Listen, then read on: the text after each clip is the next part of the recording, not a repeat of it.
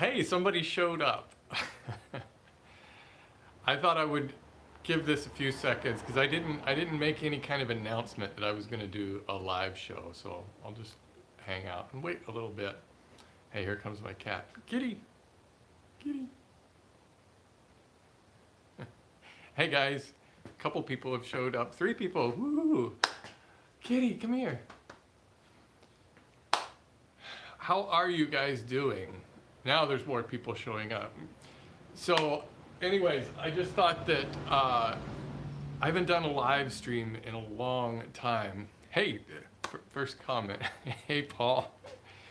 I haven't done a live stream in a while, so I thought, well, I will do this for a couple of things. First of all, I was out in my shop and I just kind of wanted to go back to last Friday's video where I did the my 10th anniversary video, and I was thinking about like all of the projects that I've made over the past 10 years on this show, and it's really weird thinking back on that. And I started looking in my shop and I saw I've got like all these projects that are just still hanging out in my shop that have really never moved. Kitty, come here. For those of you who want to see my old cat. Hey, kitty. It's Princess Meow Meow. Anyways, but what got me thinking about that was this. How many of you guys remember this? This was one of my first projects back in, this had to be probably in 2008.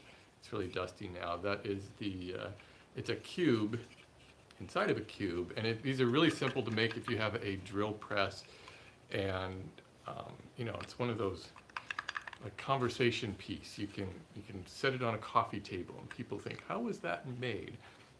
When it got me thinking, when I saw that, I was looking at like, I've got tons of stuff over there. And so I just thought it would be fun to kind of show you guys some of those projects that are still there and refresh your memories and maybe give you something you might want to try making.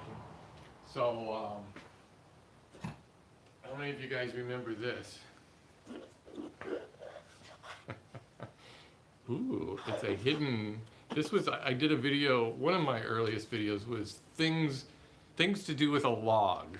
And there were a couple things that were kind of cool like this one and a couple things that weren't so cool. But I thought it was kind of neat. And, it's not, I don't think you're really hiding anything in there really. It's pretty obvious that's a box. And it's just a nail on there that's bent over. I thought that was a really fun project. And I just thought I would want to share that with you guys. It's been a strange experience over 10 years making videos on YouTube, because if you saw my video last week, a lot of that video was about YouTube itself and how much this platform has changed. 10 years ago, I couldn't have done a live stream like this.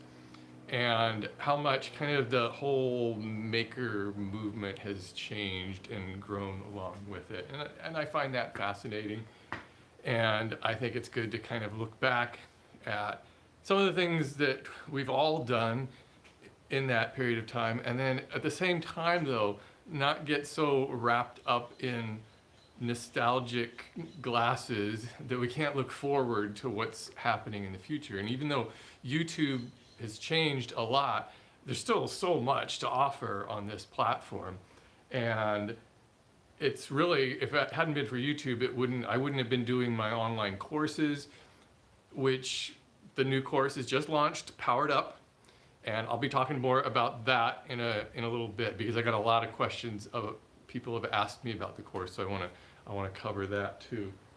And because those courses, and I tried to explain this in that video last week, and I think most of you understood, those courses are really a way for me to get back to doing the kind of projects that I love to do, the kind of stuff that I did when I first started my channel. And all of a sudden it looks like people might have, I hope I'm still live. I guess I am, sorry. You can tell I don't do a lot of these live streams. But anyways, oh, here we go. It looks like the chat's coming back in here. But anyways, the courses have really brought me back into woodworking. I mean, of course I've always been doing the woodworking, but it's really gotten me back to doing the kind of woodworking that I really, really want to do. And while it's fun making the YouTube videos, cranking those out, I don't really get a chance to really show what it is that I'm doing. So I set up a camera, I shoot real quick, make the project, but most of the stuff that I'm doing while I'm making that project, I'm not really showing. I'm just showing like the key elements of it. And so that's why I did, well, the Weekend Woodworker course last year and then Powered Up this year. But anyways, I'll get back to that in a minute because I wanted to show you some of this stuff that I think you guys might enjoy. First of all, how many, well, you probably, this isn't a project, but I thought this was funny because it's been sitting there all this time. It's, it's a sign that Wyatt made back in, this had to be like the first year I was doing YouTube videos. I'm sure I was under 1,000 subscribers at the time. And so what this was is a sign, find us on Facebook. Remember when that used to be a thing? And so we put that in the windshield of my car when we went to this woodworking show out in Sacramento. And you know, hey, that's how you advertise right there. You put a sign in the windshield of your car. But I thought it was funny. He drew all that up with the little Facebook symbol. I guess it's still probably the same kind of symbol as it was back then. And then the really, really long URL for my website. Speaking of stuff that we did with Wyatt, remember Cleaning Boy? We had this, did this video. If you guys haven't seen it, you should really check it out because it's really one of my favorite videos we did on the channel. A long time ago I did a silent movie, like a 1920s silent movie style comedy, like a kind of like a Buster Keaton movie. And Wyatt played a similar character to Buster Keaton. And it was just a ton of fun to do. And that was the sign that was in the window. In fact, the whole video was originally it was just called The Cleaning Boy or something like that. And we did make a project in that. It was like a little banana stand, which I still use. It's still up in my kitchen. But that was funny. And those are the kind of videos that today I'm kind of thinking about doing more of those kind of videos and just forget, you know, YouTube views and algorithms and just make some really fun videos that a few people like to watch. Because it's not the kind of video that, you know, YouTube doesn't really want that. Viewers, maker community today is all like, just make a project. We don't want all of that stuff. So I don't know. I might do some of those just kind of for my own fun. What else do I have up here? Oh, hey, remember this?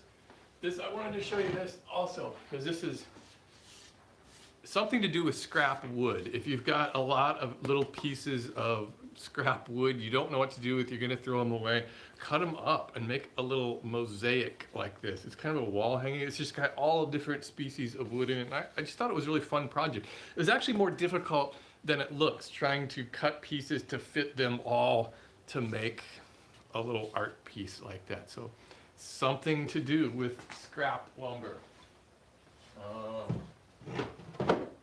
Let's see. Fibonacci gauge. That's, here we go. This one goes back away. Yeah, it's not just a red block of wood. That's the I wood. You can do this, and you can do this, and you can talk. Again, another one of those really old videos that definitely nobody would watch that today. What else do I have? God, there's so much stuff in here. You've probably seen all of that I made last year. That's nothing. That's not too old. My Olympic rings. I'll get back to some more of that stuff. Anyways, I wanted to talk to you while you guys are here. I wanted to answer some of your questions about the new course that just launched on Wednesday. And I don't mean this to be like, hey, you gotta go do this, you know. I don't want this video just to be plugging the course, but I do want to tell you guys about this because I'm just super, super excited about Powered Up, which is, I started working on this thing actually, like we started the groundwork. As soon as the like second launch of the first course was like in January or something. So it was right around, and then is when we started working on this, and I started getting feedback from people what they wanted to see in the next course from, because the Weekend Woodworker was for absolute total beginners, have never done anything, and the overwhelming comment I got was that people wanted a more advanced course. So that's what I came up with, and then I asked people what kind of projects would you like to see, and that sort of thing. And so it's been evolving, and I've been working, like constantly working on this course since like April or May, somewhere around in there. So, and it's just 5 projects in there, but that's the kind of details that are in there that is really exciting for me to do. So it's 5 projects. There's 2 of them right there. This is the shop cabinet, and all of the projects in this course are super customizable. This one's got pegboard. You know, if you're not a fan of pegboard, you might want to try a different system. A lot of people, I'm kind of this way on pegboard. It serves its function sometimes, but sometimes the tools fall out. If you use those little clips, it seems to work better. Oh, and this is so it's got drawers in here, and then optional place to store drills and some chargers there. Anyway, it's a cool project, and it kind of, that's the first project in the course. And I think it's, the reason why I wanted that as the first project in the course is because it's like, since it's a shop project, it's not as intimidating, so you don't have to worry about getting the perfect finish on it or anything. I used linseed oil on that. And so it's kind of like a low risk project, but you learn a lot, and then you get to jump right in using the router and other tools. So, and speaking of router table is also in the course. That's the 3rd project, and it's sitting on this stand. That stand is actually on my YouTube channel. You can make that too, but it's meant to be a benchtop router, so you're gonna have to set it on something. It's sort of portable. I didn't want to make a huge cabinet router like my other one. So, and that, you guys had some questions about that too. Maybe I'll just get to some of those questions. I know I'm kind of like bouncing all over the place with this, but yeah, it's the way I rule, I guess. So, anyways, let me answer a couple of questions about that I've been getting. And if you don't follow me on Instagram, you should, because on Instagram I post a lot of pictures and information about what's going on day to day. First question is, of course, what kind of projects will we be building in the course? Okay, so I've already talked about those 2. That's project 1, project 3. The second one is a bed. I call it the Santa Cruz pine bed. You don't have to make it out of pine. You can make it out of whatever you like. But it's a cool bed that's got cubby holes in there. I put LED lighting in mine. And I've got the plans are available in all the different sizes. So all the most common sizes, I should say. So we've got full, twin, queen, king, cal king, and then the European sizes. Now this was a challenge because, wow, there are a lot of different mattress sizes in Europe, UK, all over the world. And so what I did was kind of go with what seemed to be the most common size. So there's European metric plans for, also for the beds. There's like queen, king, and double, or they call it a full size, I forget. But all the standard sizes are there in metric too. And the plans this time are even more detailed than in the Weekend Woodworker, because there's a lot more to them. They're a lot more complex. So this time I think they're improved a lot, because each piece is labeled now so that you can see as you're looking at the plans. Do I have any near me?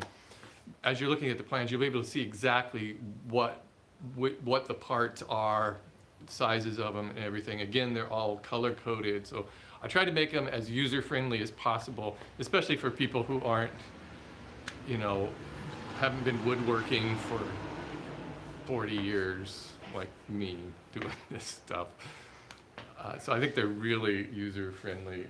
Let's see, the other project, I'm getting off course here. Okay, the other projects are, oh, the desk. Did you see the desk I made? That's also pictures on Instagram. I made a new desk for the office. And again, the theme of all these projects is that they're really customizable, so that the desk I made has drawers on one side than the desktop, and you can arrange that however you like. You can make it bigger, wider, whatever you want. And that was a good project. It's a good project to introduce you to a lot of different techniques, including drawers and using full extension drawer runners, which can be really intimidating to people, especially if you've never installed drawer runners before. It can be a little intimidating. So I kind of walk you through that whole process there of getting those on, leveling them, and adjusting. It's really all about adjusting them. Question number 2, do the plans come in metric? Yes, of course. I just covered that with the bed. The bed one has just so many plans because there's so many different kinds of them. Oh, I should also mention on the router table that there's 2 different sets of plans. I've got this version, which has the bit storage drawer and the doors, and then I've got a scaled down version if you want something simpler. Doesn't have the bit storage drawer, there's no doors on there to worry about, and the fence, this one has an adjustable clamping fence. The basic simple version is just the fence, and you just clamp it to the top. So I thought that would be just an easier alternative. Okay, let's go through some more of these. Let's see. There's a lot of questions you guys have had about these. This was the same when I did the weekend woodworker course, first course. There was just like a lot of questions. And it's funny because the questions a lot of them aren't really apparent to me until I released the course, and then people start asking the questions that I didn't really think about. Do students have to complete the original course before starting Powered Up? No, you don't have to do that. Anybody can do Powered Up. In fact, one of the things I wanted to do is provide a course for people who've already been doing some woodworking, maybe you've been watching my show for 10 years and you've been doing a lot of projects. Then this course is for you. But it's also good if you've taken the weekend woodworker course. You'll have all the skills you need to start at this course. And let's see, will the projects be available right away, or do we have to wait for them to be released? Yeah, that's the way I did the first course. No, I like to do it that way. I think if to just release all of the projects all at once, okay, you click, boom, they're all there, is overwhelming. And I don't think it serves you as well to maybe watch the 5th project first, because the things that are in the first videos, the first project, are kind of important, and all that stuff leads up. So I think it's important to take it in order.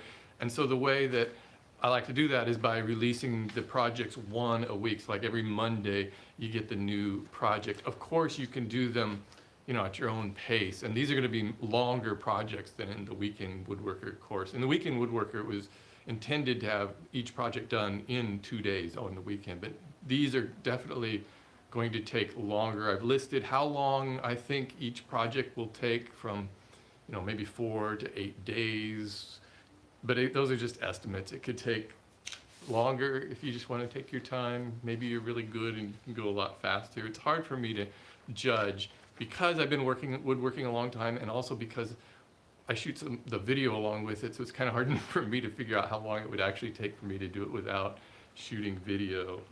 And speaking of video, oh my God, there is a lot of video in Powered Up. I mean, each project has over an hour of videos. There's like 5 or 6 videos per project. I try to divide them up into like logical stopping points, letting the glue dry or whatever, so you can take a break, come back to it the next day or whatever. So yeah, it's tons of material on that. I'm just really excited about this course because it's fun. It's fun to just be able to come up. It's fun to be able to shoot video showing everything in a project and not leave anything out. And that's what I've done. Plus, hey, the cat's in a lot of these videos too. You get to see the princess. And hey, you want to see some more old projects? Yeah. Hey, look at this over here. I'll just move the camera over here. Yeah. Check this out. Let's see if I can move this up. Here we go. Look at that. Do any of you guys remember this? This was for the, God, it's got cobwebs and dust all over it. I think it was like the were there Olympics in 2010 or 2012? One of those years. And those were Olympic rings that I made. Wow, those are dusty. So this was super challenging project to make because what I really wanted to do was I wanted to be able to interlock the rings with, you can see that like, I wanted to have the like dados cut in them and interlock them. Well, that turned out to be way more difficult than I thought it was because it doesn't, you can't like squeeze them into each other. So the first problem was how to create really round circles on these. So I did that with a router and made a little router jig. I used pine, which probably wasn't the best choice because it was really, it was really flimsy. And then I started cutting out the rabbits, and I guess they were dados, and it wasn't working at all. So what I ended up doing was just, these pieces are all cut apart separately. Like this green one here is just dropped in there, and then I just glued everything together with like super glue. But man, that was a really difficult project to do, and it wasn't. That's something I would not want to do again. Hey, kitty. And well, come on. Hey, look at this. Oh, is it stuck up there? Oh no, it's not. How many of you remember this one? My creepy bony hand. So this was a Halloween video, and I'm gonna move this down a little bit. This was an old Halloween video, and I did a dance with it. I did the time warp, remember, from Rocky Horror Picture Show. So it was one of my old music videos. But I thought this was so cool. And you know, a lot of people thought that it looked out of it, the dimensions didn't look right, but I guess they do sort of look weird. The fingers look a little long. Yeah, I don't know. But you know how I made these bones on my little belt sander, my little strip sander, and just kind of carved them out that way.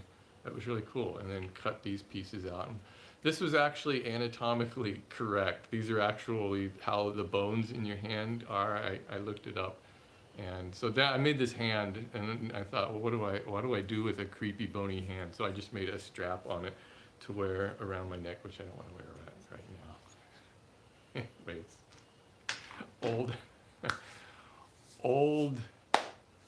old Halloween video. Hey, I just noticed, I'm sorry, I've been missing out on all you guys' comments. I'm going to try to go back through those too, but I just noticed someone from That Engine. He has an irrational fear of making drawers. I do too. And it's something I've worked through because I've done them so many times, but I always get a little bit of anxiety when I make drawers. Drawers don't leave you with much room for error. It's easier to make drawers that don't use commercial drawer slides if you just make runners, wooden runners like they did in the olden times, and like a lot of furniture still uses today. My shop furniture uses just wooden runners.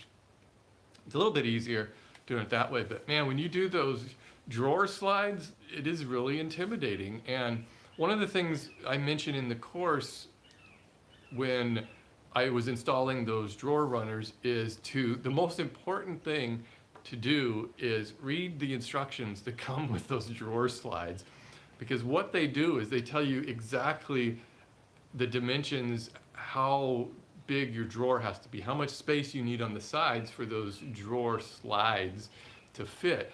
And you got to be exact about that. There's no room for error. I mean, I don't even think you can be as much of, maybe like a 1/16 of an inch off or so, but not much. So if you're going to make drawers and use drawer slides, get the drawer slides first before you build the drawers, and then build them to those exact dimensions. And then you can tweak the drawer slides. Once you get it assembled, you'll be able to adjust them. The biggest problem with drawer slides is binding. When you try to slide the drawer in and it slides and then it gets caught, and it's so frustrating.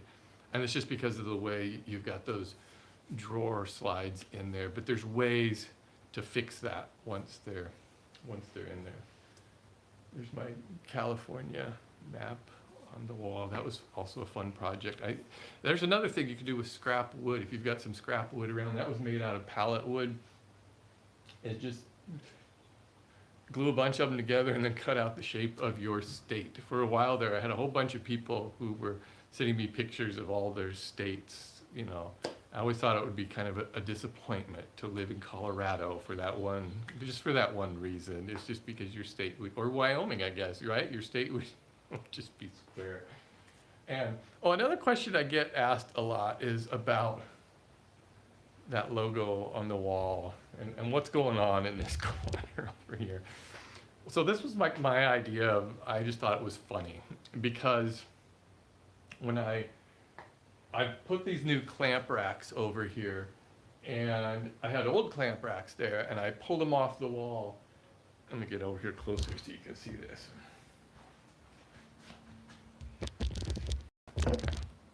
There it is.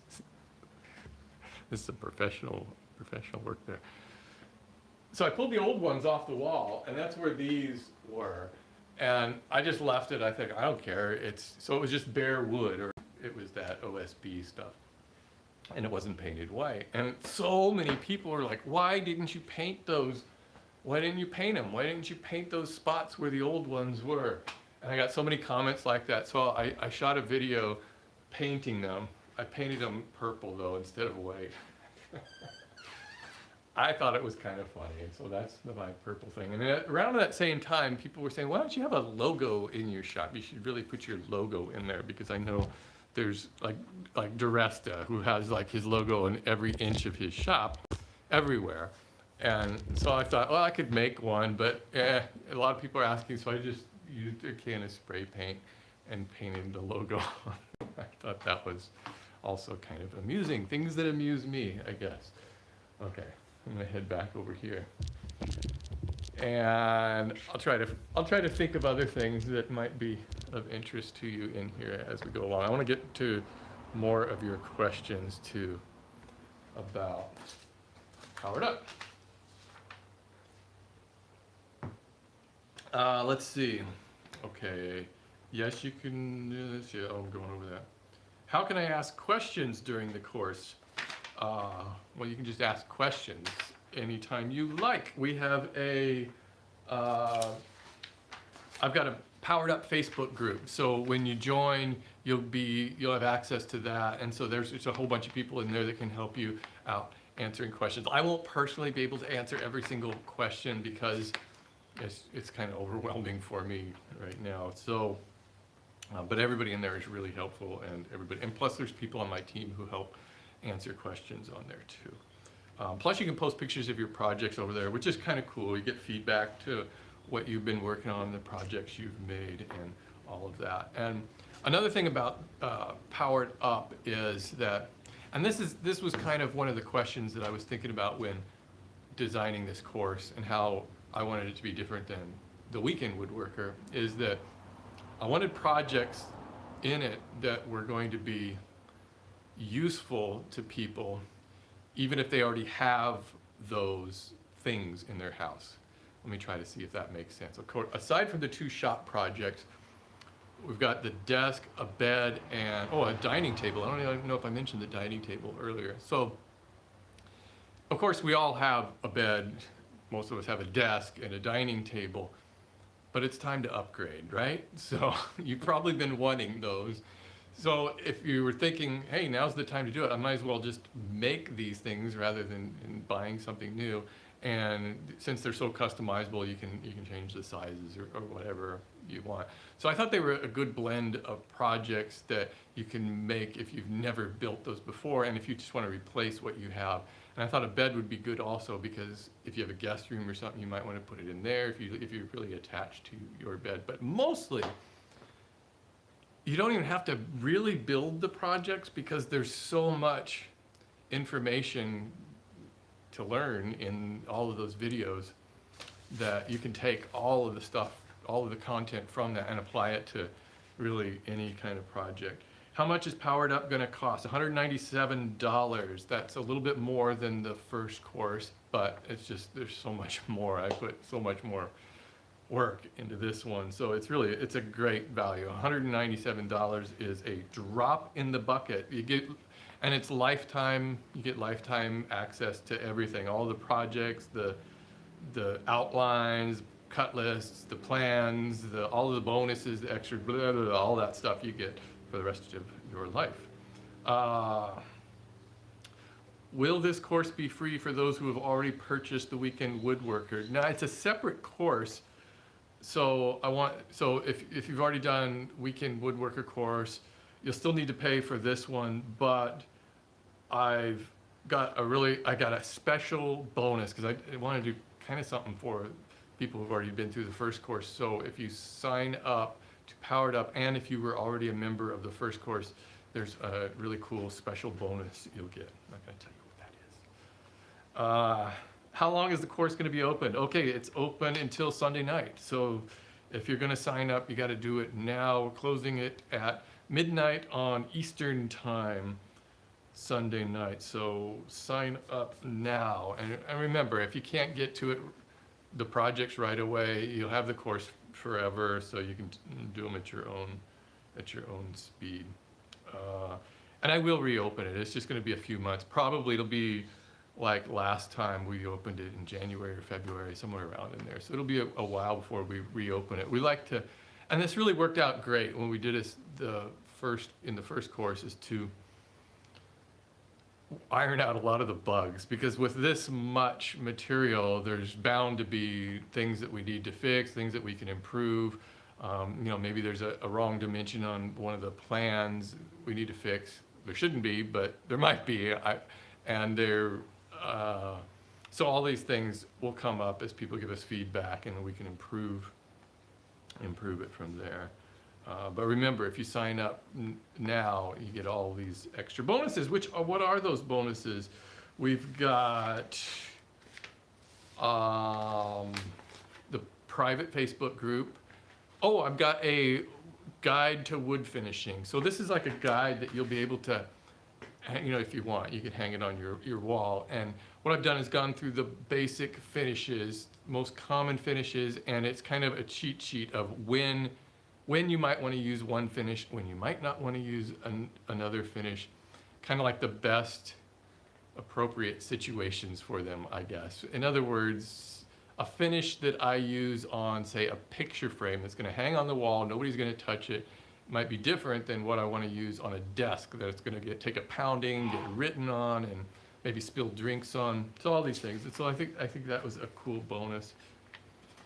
And let's see.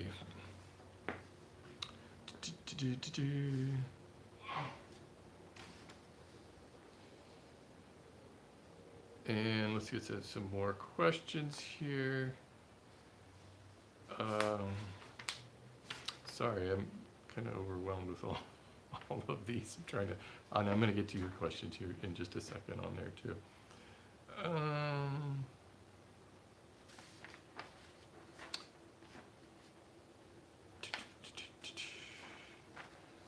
Okay, I'm waiting to see what your Power Up course looks like to decide whether I should go with that or your original course first. Okay, yeah, I got a few of these kind of questions. I've done a lot of work on a chop saw, but never used a table saw or a router. What do you recommend, Steve? I would say go with the, if you've already used the, what did you say? You have a chop saw, you've never used a table saw or a router. Well, I think I would do the first course first because I use heavy use of the table saw in Powered Up.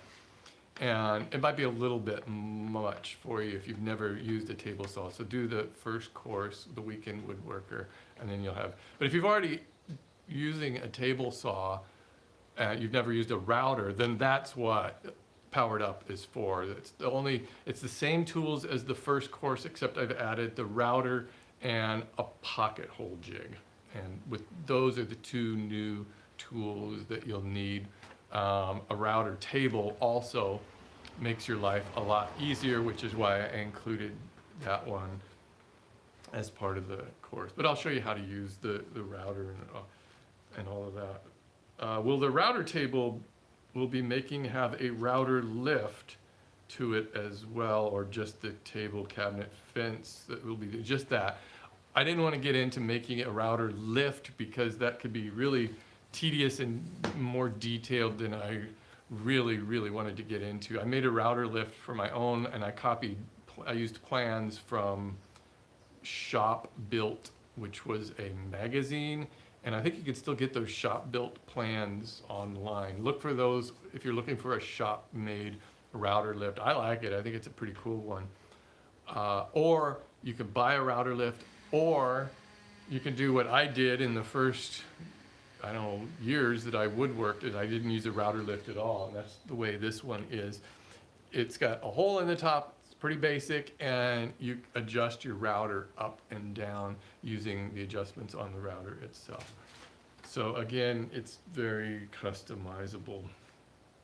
Another router question. So is a full-size router needed for the new course and router table, or will a trim router work? I would use a full-size router. I don't think you need a 1/2 inch. I don't have a 1/2 inch collet, for the bigger, thicker bits. I just use the 1/4 inch one, which works out fine. But a trim router might be a little bit wimpy. A trim router is really good for just like flush trim, edges, those sort of things. And I think those are like some of the biggest questions I wanted to cover. Hi, kitty. You still out here? Did you hear it? Did you hear her? There you are. There she is. She doesn't like to be held up like this. Say hi to everybody. Okay. Let's see here. That's good. So don't forget that I'm going to go through some of your questions now. Don't forget Powered Up. The course closes Sunday night. Head over to powereduplaunch.com.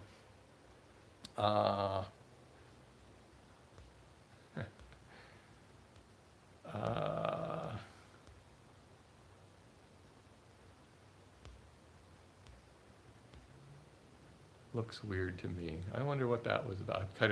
I think I'm jumping in the middle of this conversation.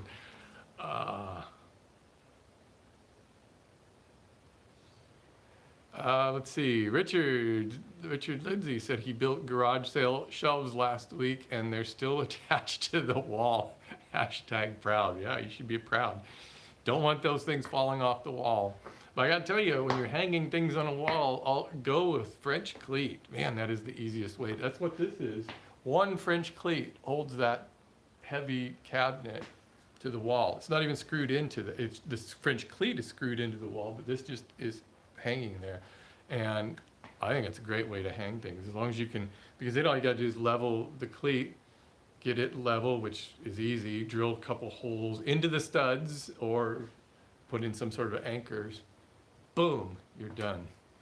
Do you still have the chessboard from your first video series? I do. And it's funny because I've been thinking about doing the chess pieces well, I've been thinking about that for 10 years. And people have been asking me about that because it was the dumbest thing I did. Is on the end of my very first video series, that chessboard, I said, well, now I got to do the chess pieces. So I'll do that video next. Here it is 10 years later, and I haven't done that. But I thought it would be kind of fun to do that as like a 1 million subscriber video. Finally make the chess pieces. I haven't decided what those are going to look like yet.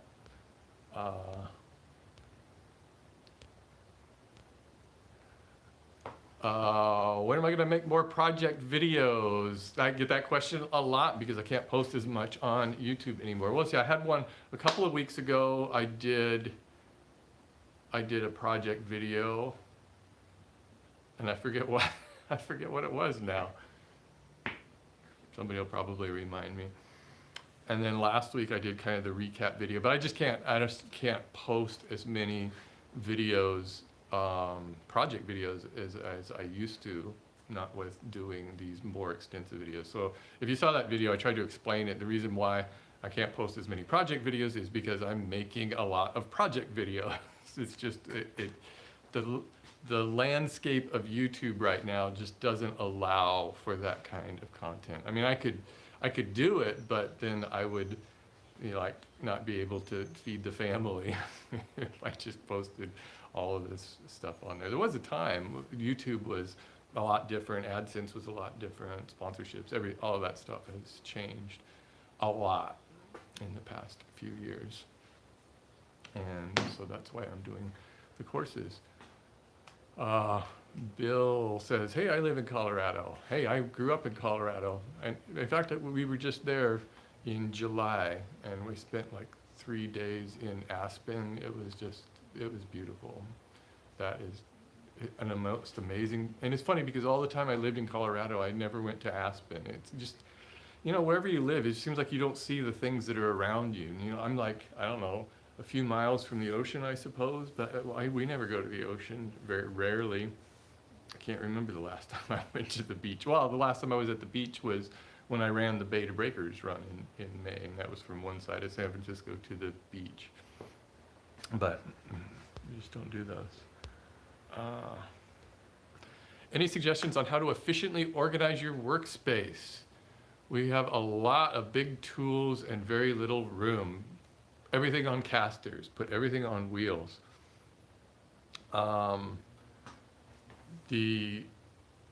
That's kind of one of the things I wanted to make clear in all of my courses, both Powered Up and Weekend Woodworker, is that it's for small space woodworking. And so the key is to have things that you can move around a lot. And I've gotten to where, if you notice this workbench, let me move this around here.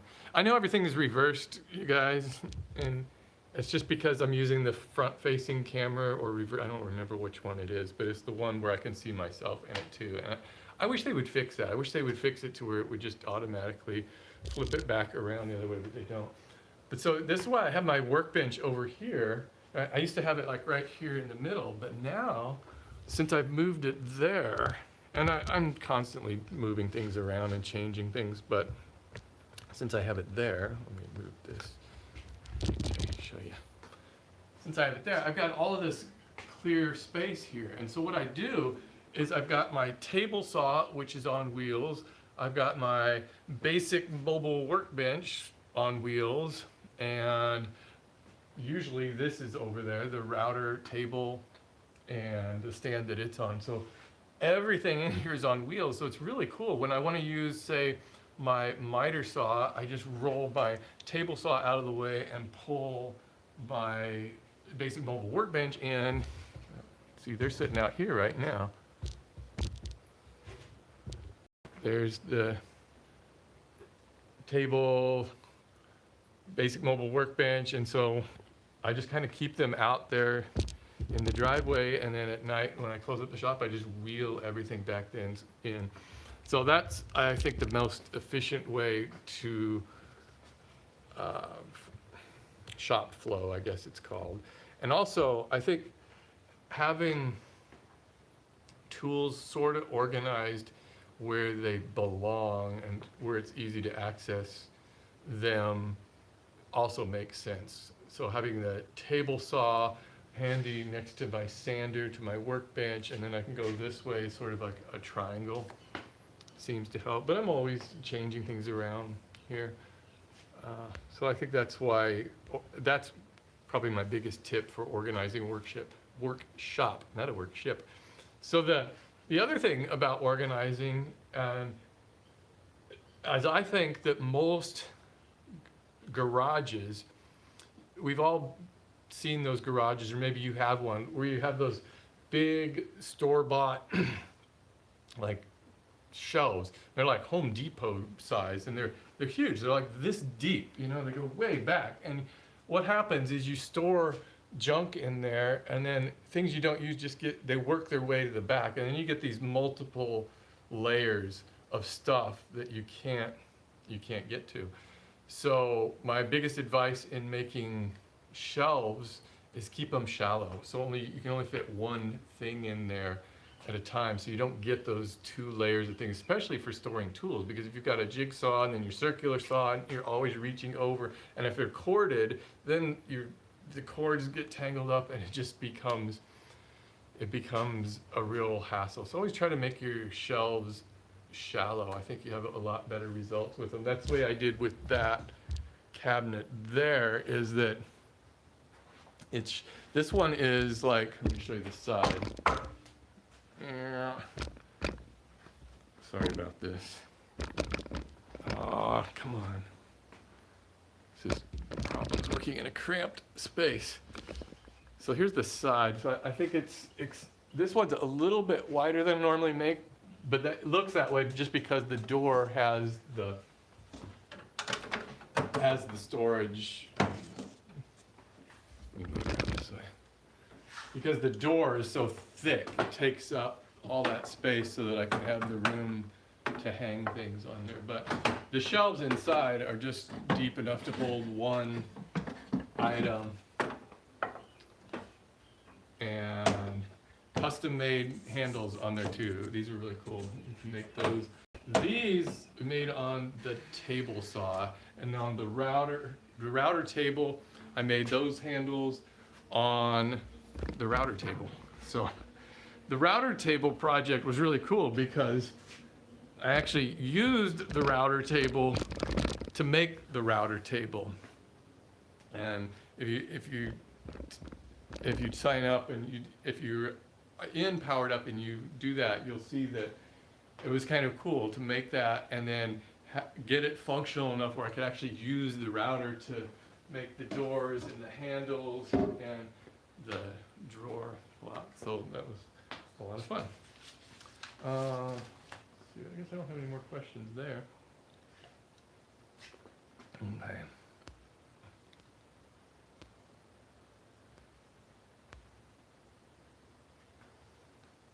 I keep purchasing, this is from Captain Dan.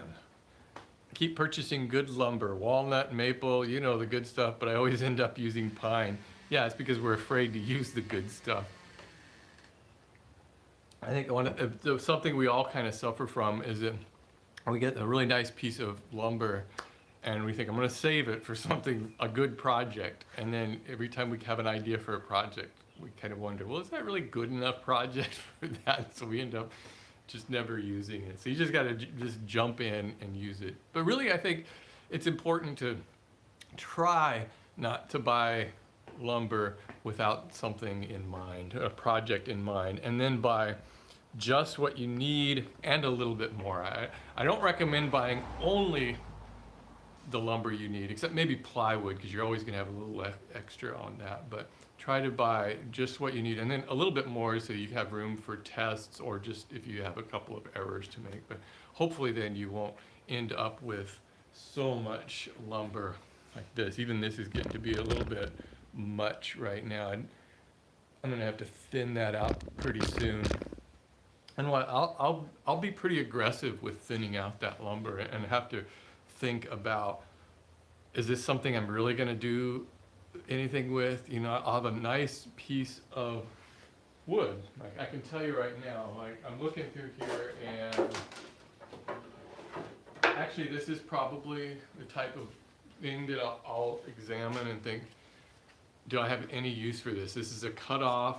Sure, it's a long piece, it's a long board, but unless I have a bunch more that size, this one piece isn't really going to do me much good. So I'll probably end up tossing that out. And I think it's, for my own peace of mind, I have to just try to, it's just working in a small shop, I have to try to keep it under control.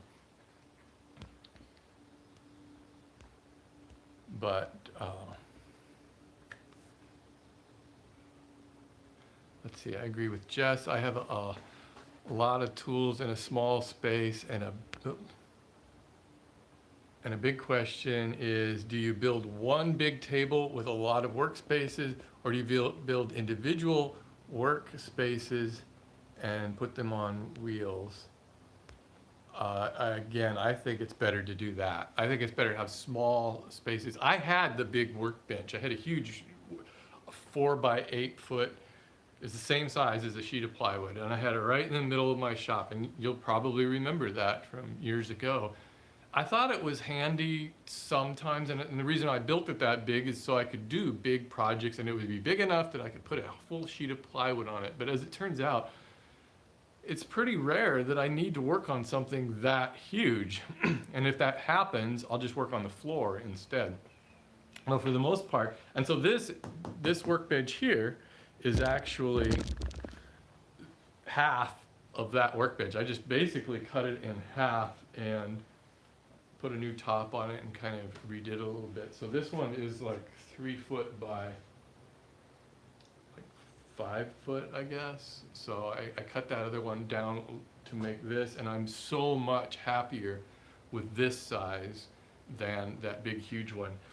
This one isn't on wheels, by the way. It's not like my mobile workbench. This one, I actually have to move around. It's heavy, but it's not that hard to drag it around. But I didn't want this to be on wheels because I just wanted it to be sturdy and solid in one place. And so once it's in position, it's good to go. Although I do have to put a wedge under one leg where it is right now, because this is my garage floor. It's like that everywhere I go. It's just bumpy. Nothing in here is flat. Again, it's the nature of working in a small shop. But you know, this is my dream shop. I know everybody's building their dream shops right now, but I don't think I don't have any reason to build anything new or to build a bigger shop. Everything I need is right here. And you know, I think it keeps me grounded in a way, knowing that I'm not always having to seek out the next bigger and better tool, and I can make do with the tools I have. And all the tools in my shop I've had for just years, and I just use them until they finally give out, until I have to buy something new, and then I'm just gonna buy. I try to buy tools that are affordable but are good, and that's, I guess, where kind of some experience comes into play. Like, especially with like a table saw, buying an inexpensive table saw can be hit or miss. There's some inexpensive ones that are just horrible, and then there's some inexpensive ones that are good, like that rigid saw that I used in the Weekend Woodworker course. Man, that's a great saw. It's like, what, $300 or something? You can't beat that. It all comes down to the rip fence. Really, cheap saws have cheap rip fences, and if you don't have a good rip fence, you're not going to get good cuts. All right. Gosh, I feel like I've been just talking on this for so long today. This was a lot of fun. I'm sorry I couldn't get to all of your questions, but I guess that's the nature of live shows like this. And I wanted to remind you, don't forget, Powered Up is live. Man, I'm so proud of this course. I mean, it's got everything that I would want to learn as a brand new woodworker, or, well, in this case, as a person who already has some projects built. Everything I would want to know is in this course, and I'll take you through everything. We're going to build 5 really cool projects. There is so much material in here, so much of my life has gone into this course over the past 6 months that I'm super proud of it. And I think you're really going to like it. Give it a shot. Don't forget, there's a 30-day money-back guarantee. You don't like it, just say, hey, Steve, I don't like this, and I'll give you your money back. Head over to powereduplaunch.com and you'll be able to sign up, but do it soon because Sunday night we're closing the doors on Powered Up Launch, on Powered Up, at least for a few more months. And let's see, I guess that takes us through most of the I'm probably going to find other projects that are around here that I was going to show you that, oh, you know what's down here?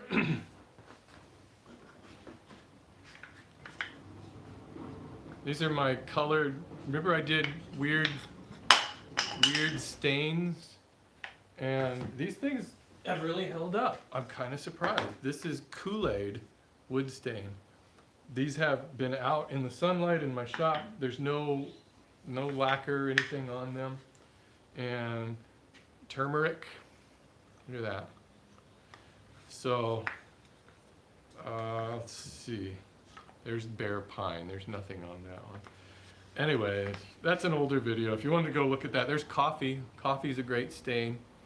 If you wanted to save some money and you need to stain some wood, look into those kind of all-natural alternatives. There's a couple of videos on my channel there you can look for, and I think they're really cool. And if they last this long out here with no protection on them, they'd be perfect if you kept for other projects, as long as you, especially if you sprayed them with some lacquer or finished them some other way.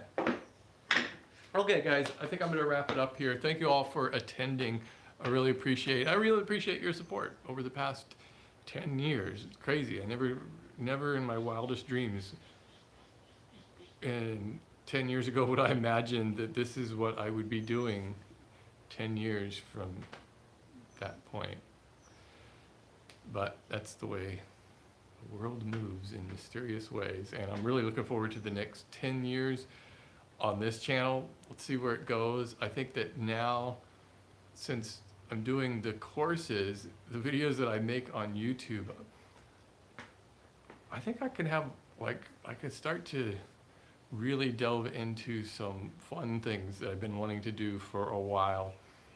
But for so much of YouTubers, everything they do has to be based on algorithms. How many people are going to watch? Will they like it? Well, so now I'm kind of like thinking, maybe I can start to make some of those fun videos that I really was making a while ago, like my Halloween videos, and have some fun with those. I can't do that all the time, but I think I will, especially Halloween.